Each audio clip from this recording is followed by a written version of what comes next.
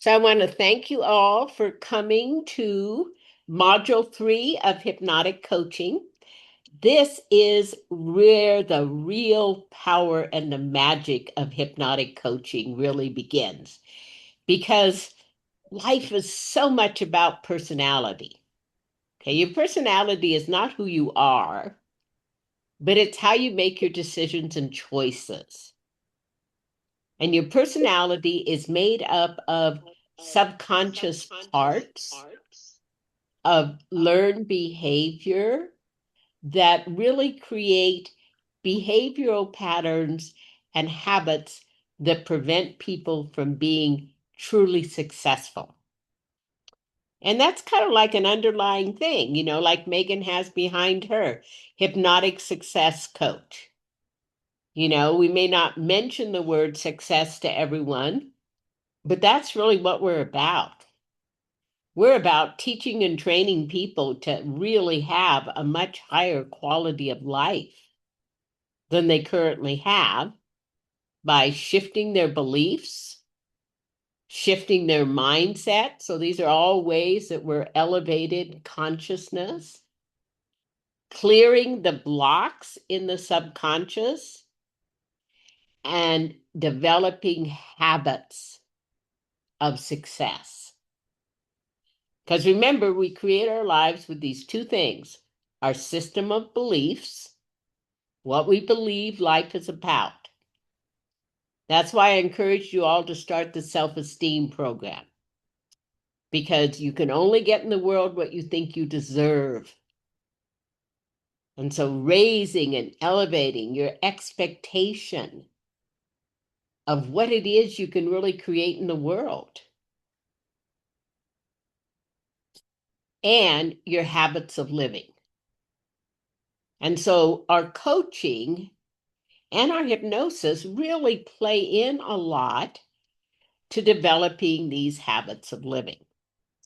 So people coming to the point of a greater knowledge of themselves and these pieces that make up their subconscious mind and their choices move people into the area of choice. Okay, when you become at choice, then you can take total responsibility for your life. Okay, the sky is never the limit, it's the mind. The mind is the limit. So we're going to start out with our power ring, which I think sounds nicer than donut. But just take a moment to imagine yourself as completely surrounded by a beautiful golden envelope of light all around you. And as that light is radiating all around you, you recognize and feel and sense that you're inside of a circle of light. You are a light inside of a circle of light. And taking in a long, deep breath, let it out with a sigh. Take in another long, deep breath, let it out with a sigh. Take in another long, deep breath. And as you exhale, you set an intention and ask and allow to come fully present right here, right now. And you let go of everything that you've done, and you let go of everything that you have left to do. And you come into this time and this space. And as you do now, you can begin now to open all of those levels of awareness. And you can begin to see in an easy and natural way the essence of truth in the things that you hear today. And you'll be able to take those things and allow those things to be part of your own particular journey in life healing of you and healing of the world. Now you set that intention and you ask and allow. Now begin to imagine that ripples of relaxation are just flowing all down upon you. As you relax your scalp, your forehead, your jaw, your cheeks, your ears, your eyes, your neck and your shoulders, your arms and your hands, you let go now, you let go. The hips, the thighs, the knees, the calves, the feet, the toes. Your body knows. Now go into your mind.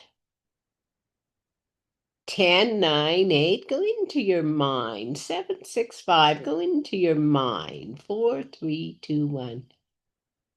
So you are inside now, the room of your mind.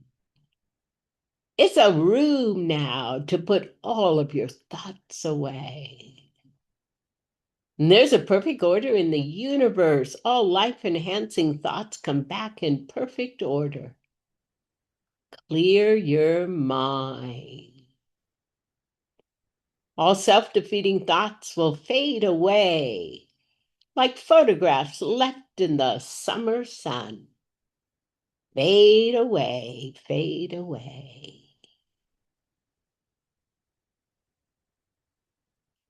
Now, in a moment, I'm going to ask you to begin to imagine. Begin to imagine that in the soles of your feet, there are spiral openings that move in a clockwise fashion.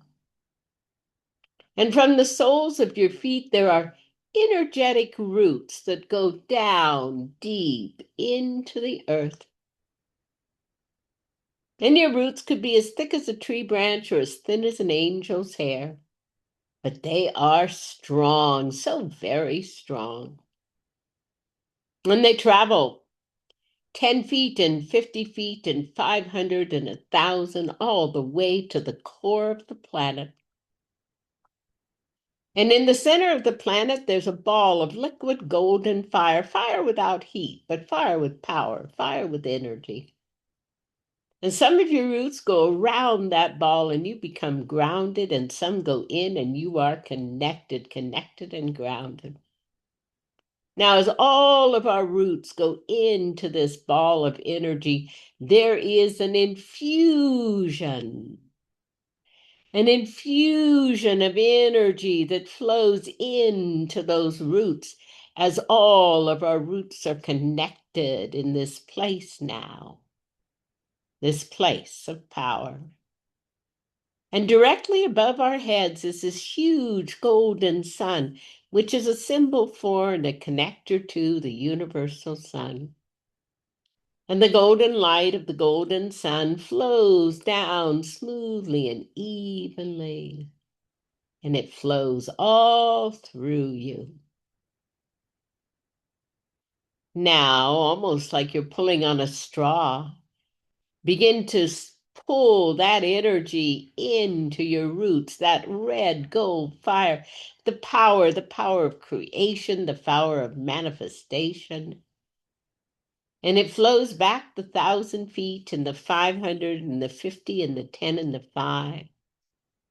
It flows through the surface of the ground, into the soles of the feet and the arches, the complex bones on the top of the feet, the ankles, the calves, the knees, the thighs.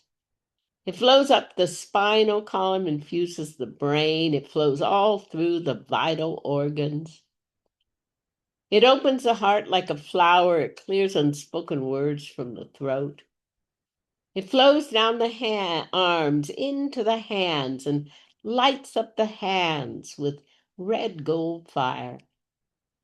It flows into the face, the jaw, the cheeks, the ears, the mind. And the red gold fire and the golden white light come together inside of your heart. And from the center of the heart, there's a spiral that goes out into the universe, calling into your life the very best case scenario, the very best case scenario. the heart's desire. So set that intention and ask and allow as you begin to get ready to come back now, to come fully present now, coming fully and completely into the body, wiggling fingers and toes, getting ready to open eyes, taking nice deep breath into the chest. And as you exhale, open the eyes and come fully present in here and now.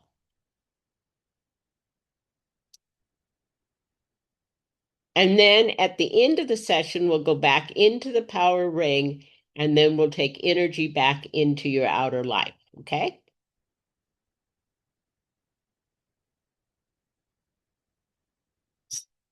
So parts of the personality have a lot of value because they have a highest intention. And we're going to go through the Wheel of Personality handout and really look at this in more depth. But just as an overview, our goal is never to annihilate the parts of the personality.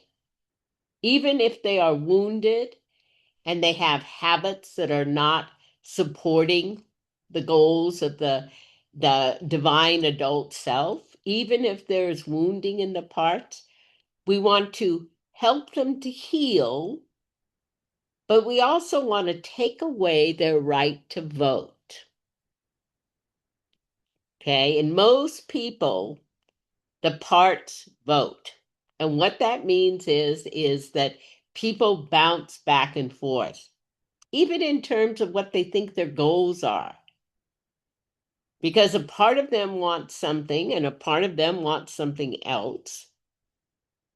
And depending on the moods and the circumstances of life, people are pulled back and forth, which creates procrastination, overwhelm, and a feeling of being stuck in life. When we give people the ability to learn how to manage their own parts, we give people the power to really take inspired action in their life. And this is what brings success to your clients. And when your clients have success, they will tell other people. And this is one of the powers in this modality. Because of the fact that we present ourselves as coaches as opposed to hypnotherapists, the public is much more comfortable in telling other people about the results they're getting. And people buy results. They don't buy systems. They don't buy processes. They buy results. And when you can create results in individuals and in groups of individuals, you begin to develop a dynamite business. And since you will be doing your own personal work as we go along, you will be able to master your own inner game. Because working with the subpersonalities is about the inner game. People can have all the skills in the world, all the marketing in the world, but if they don't have the inner game in place, they will not consistently have success. They'll have bursts of success and bursts of perceived failure. And when you have that in your life, it wrecks your confidence. You know, you say, I can't do it because you have this perception that you are failing at doing it. And the reality is, most of that perceived failure, and I'm using the word perceived failure because when we anchor in the concept that we have failed, we tend to over identify with it. Everything is an opportunity to learn.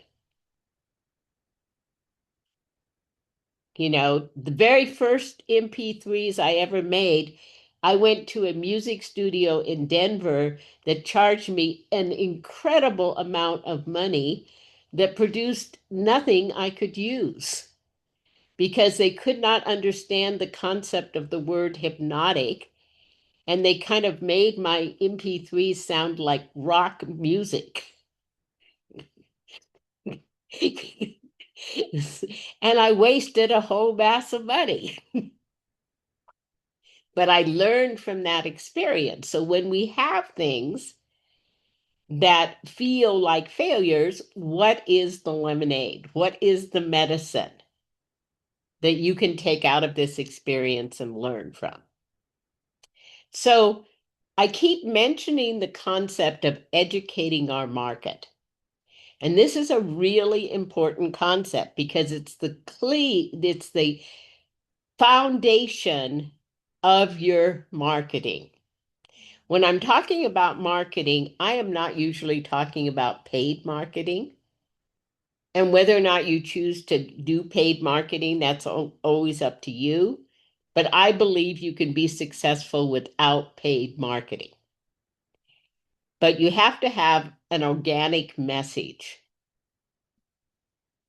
And in educating our market, we're educating people on the fact that they're not really making their decisions from their conscious mind. They're actually making their decisions from their subconscious mind and then rationalizing. You know, when my brother turned 50, he bought a sports car.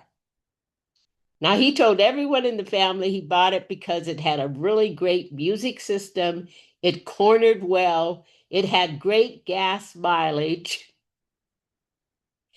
and he had no perception that there could have been subconscious reasons. That's how people are. And when people start learning, okay, everything is a choice, and I can become more aware of these choices and manage these choices. So this document, the Wheel of Personality, I emailed to every one of the clients so that they have a chance to really be educated and we start on the same page. So it starts out with a visual. And the reason it starts out with a visual is because that's how the mind works best. If it has like a logo or an image that it can anchor into, it then learns facts to support that much easier. So we're creating a visual that says the wheel of personality, this is the committee that is running your life. One of the things that, so imagine I'm talking to you as a client. One of the things that we are going to do in our work together is really build this adult self. To build this adult self that has all of the skills, which we will go through, and the habits of fully functioning, successful people. So just like I began your training by giving you a picture of the practicum of what you need to be able to succeed. And remember, one of the questions on that first class is you need to write up your description of hypnotic coaching or how you see the difference between hypnotherapy and hypnotic coaching. And the idea of doing that is to really get it into you, grounded into you. So we are going to help you. I'm going to help you really develop this powerful adult that is you on your very best day. Then, as we get into this document, there's a description of understanding parts. So this is like a Reader's Digest version of what's in your workbook. Okay? But it allows people to have an understanding, oh, this is what she's talking about. And people can recognize these parts. Okay, there are many different varieties of parts therapy. This particular model of how you look at parts is designed to be something we can work with without it being therapy. We work with it more in terms of educating our client to be able to identify this in themselves.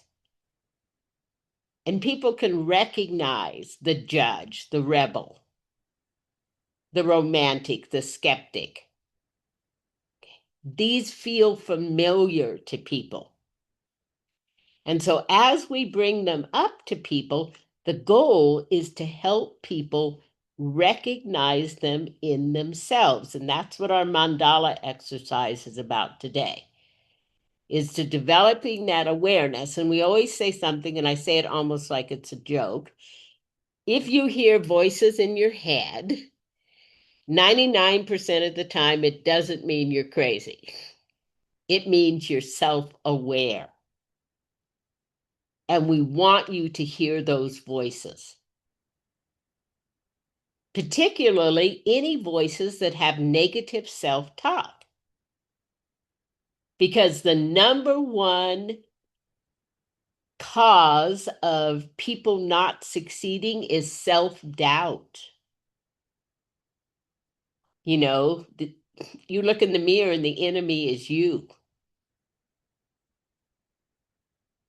And so being able to recognize that as we reform the parts, okay? When we're talking about personality, it's so important to remember that this is learned behavior.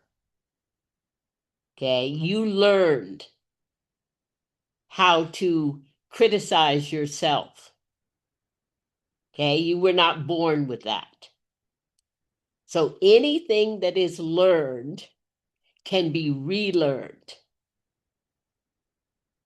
Any kind of behavioral pattern that develops in the process of growing up can be changed.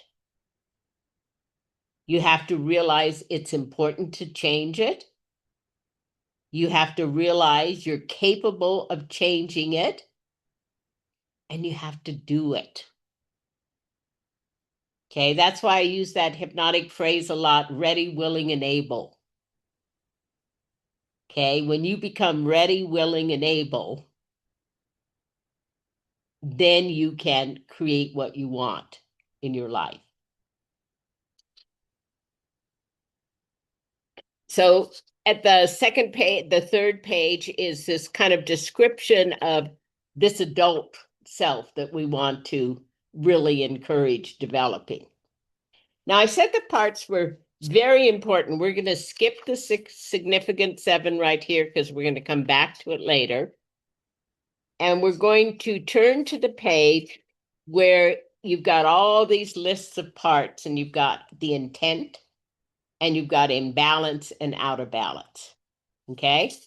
So we need to have an inner judge that allows us to know how to interface in the world we live in.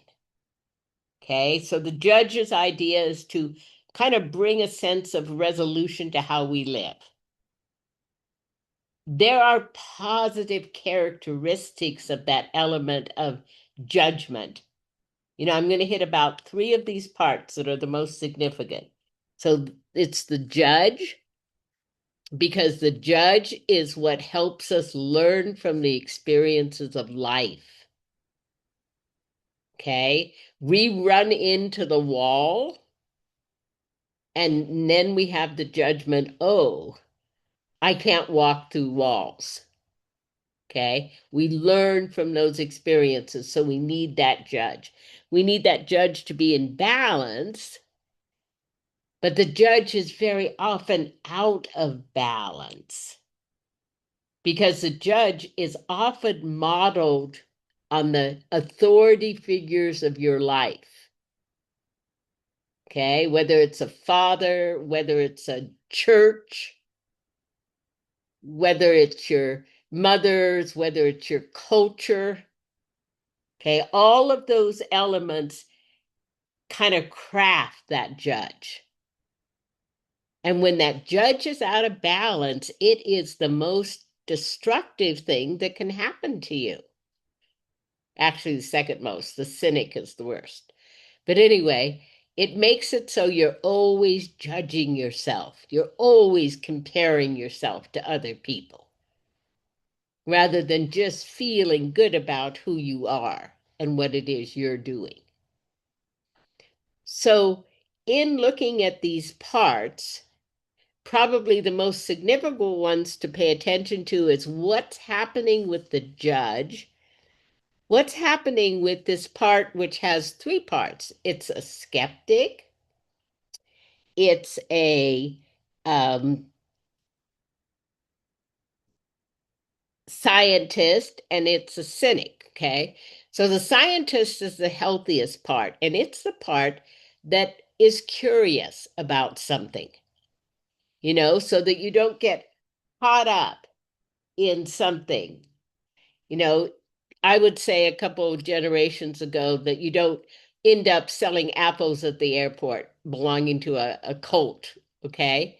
So that part of you that has scientific inquiry keeps you from getting over connected into believing things that might not be common sense, okay? When that scientist part gets contaminated, and this is our lingo in subpersonality work, contamination. So the part is not in its highest intention, it's contaminated. Okay. When that part gets contaminated, it becomes cynical. It doesn't believe in anything. This is very common in addiction. Okay. In addiction, you have usually three parts. You have a judge, a cynic, and a rebel.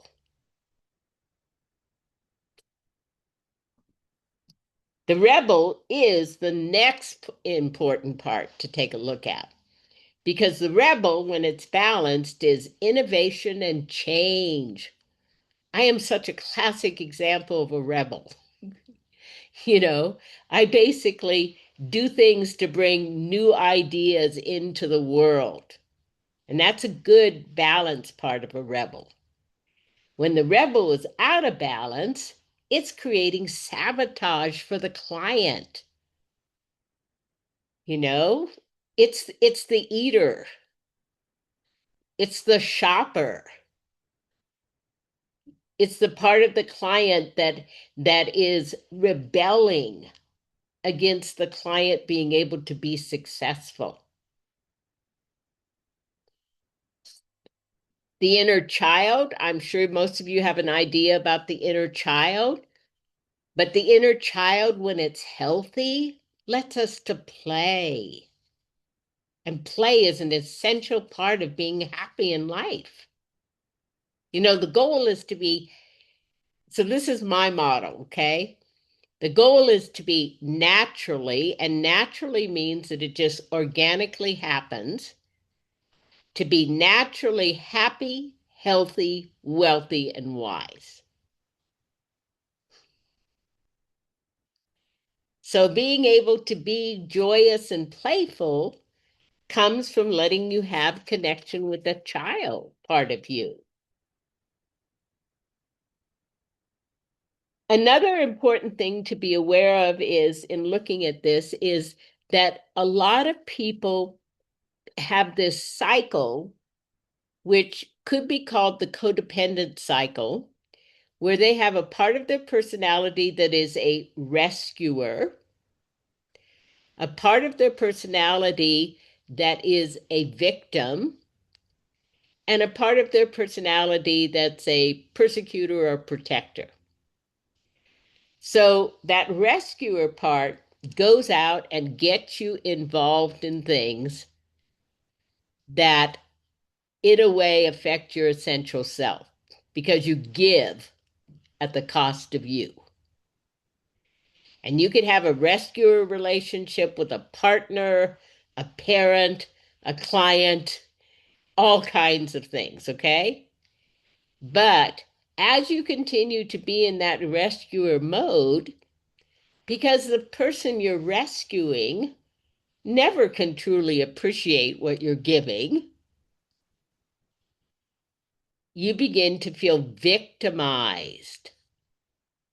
And when you feel victimized, then you can fall into places of hidden anger, either coming out at other people or going in and creating depression in you. Okay, when anger goes out, it spurts out. When anger goes in, it creates depression. So the third part comes up, or that part that's called the persecutor protector comes out, and that part either lashes out or learns to do boundaries. And that's what we want for our clients, is to learn to do healthy boundaries in their lives. So the client has this all to look at, and they're asked on the last page, and this is a homework assignment for you. What are your thoughts after reading this information?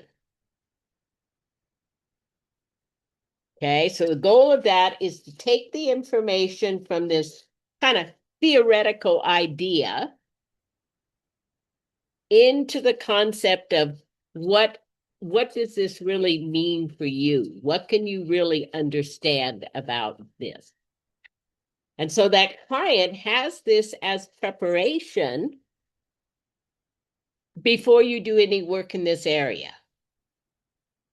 So you have educated clients that are going to be able to work more easily in this model.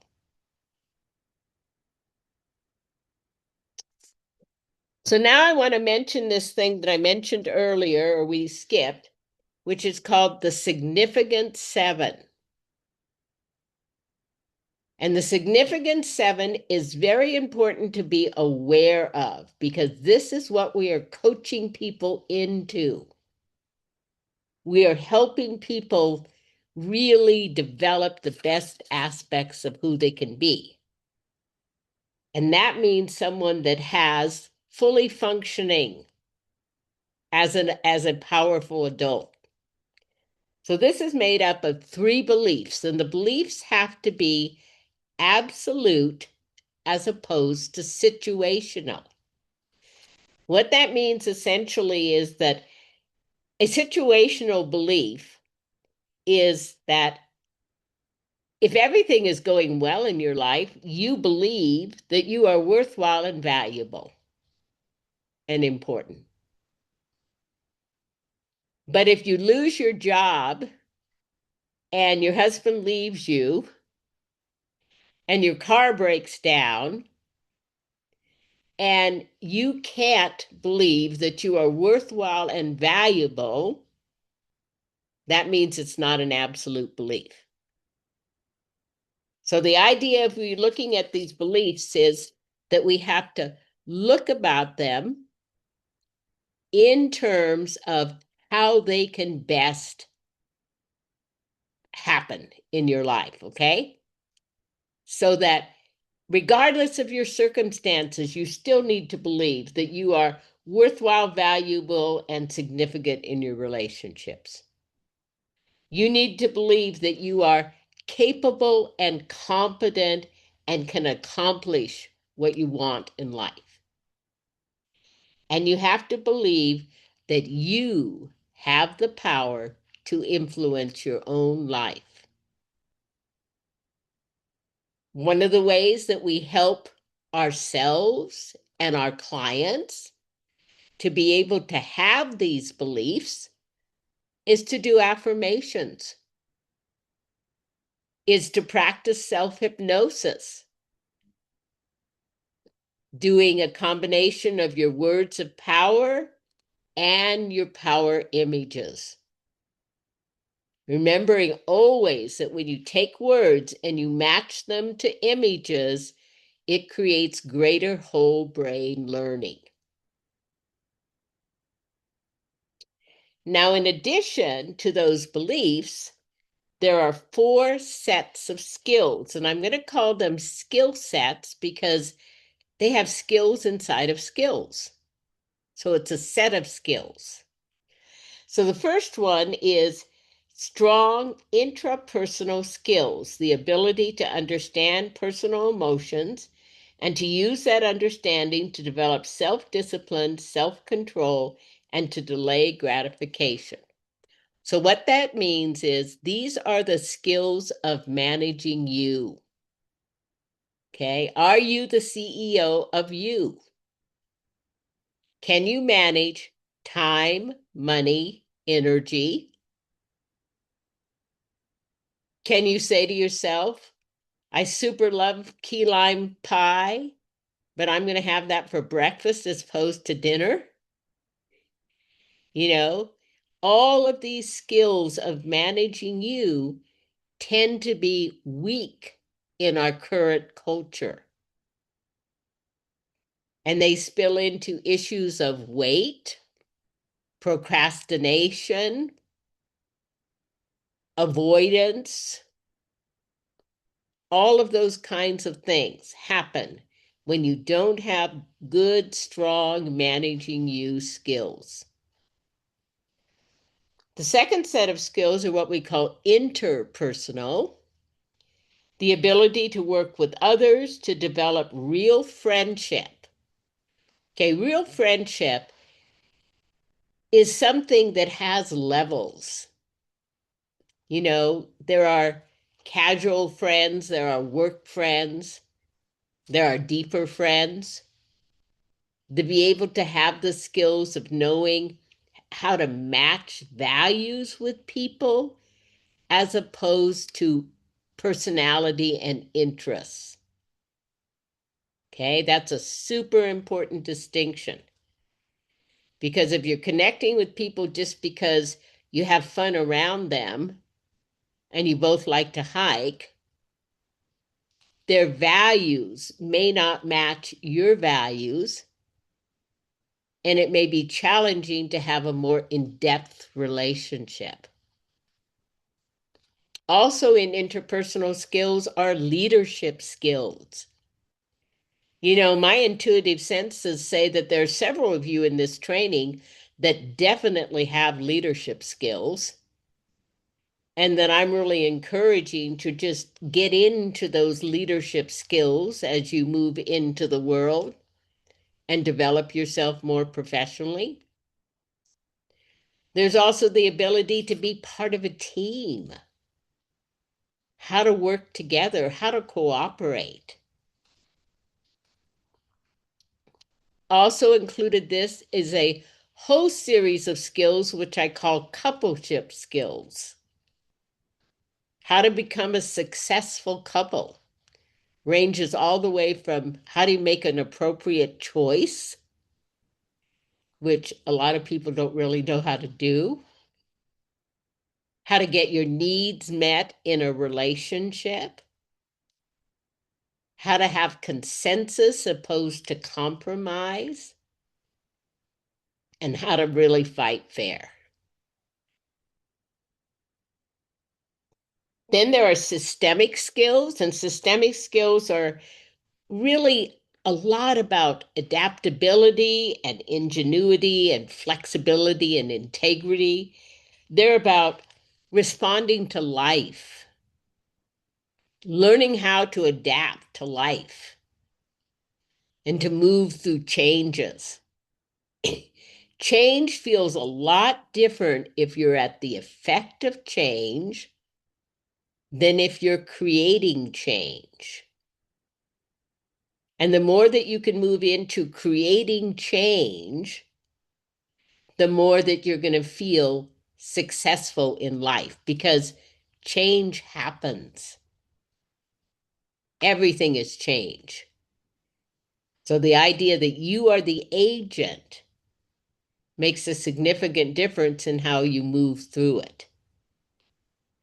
And the last set are the wisdom skills. And the wisdom skills are really kind of the ability to learn from life. to be able to respond so that you're not doing the same thing in a spiral through life, that you're actually learning, and you're learning, and this is a very important sentence, so I'm going to say it really slow, that you're learning to make your decisions and choices based on values and goals, not moods and circumstances.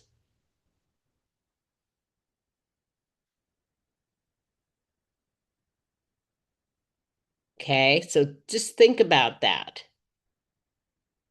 because that's such an important thing to just get in place, that you have values and your goals, and those are the things that you're living by.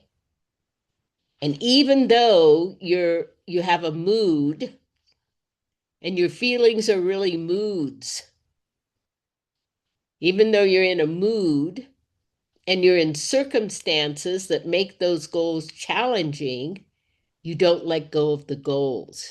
You still make the choices based on the goals. And that makes a significant difference in how you move through life.